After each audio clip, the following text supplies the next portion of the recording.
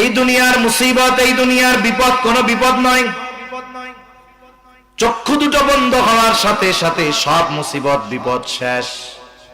এত টাকার দরকার, এত সম্মানের দরকার, গাড়ি দরকার, বাড়ি দরকার, সম্পদ দরকার, বলেন তো চোখ বন্ধ হয়ে গেলে আর কিছুর দরকার হবে নাকি?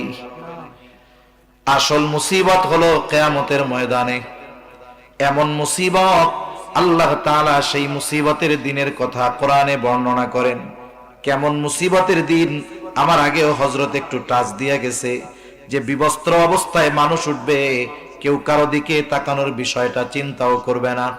এই দুনিয়ায় যেই মানুষগুলো আমার আপনার আপন, মা বাবা, সন্তান সন্ততি, বন্ধু, যা বলেন না কেন, কিয়ামতের দিন কেউ আমার আপনার সামনে আসতে চাইবে না। আল্লাহ তাআলা কোরআনুল কারীমের মধ্যে বলেন, ইয়াউমা ইয়াফিরুল মারউ।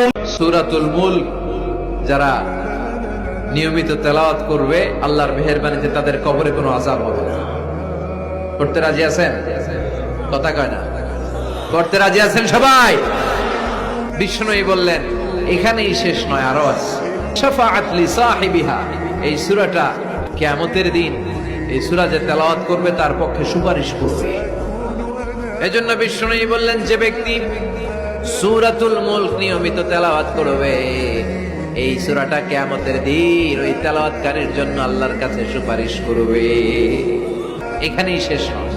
বিষ্ণুই বললেন খাসামাত আন সাহিবিহা, এই সূরা যে তেলাওয়াত করবে তার পক্ষে আল্লাহর সাথে এই সূরাটা দাঁড়িয়ে তার পক্ষ নিয়ে আল্লাহর সাথে তর্ক করবে, ঝগড়া করবে। আল্লাহ তুমি ওরে জান্নাত দিবা না কেন? ওরে মাফ করবা না কেন? তুমি না গফুর, তুমি না গফফার, তুমি না রহিম, তুমি না রহমান। পৃথিবীকে ভালোবাসে কোনো লাভ নাই।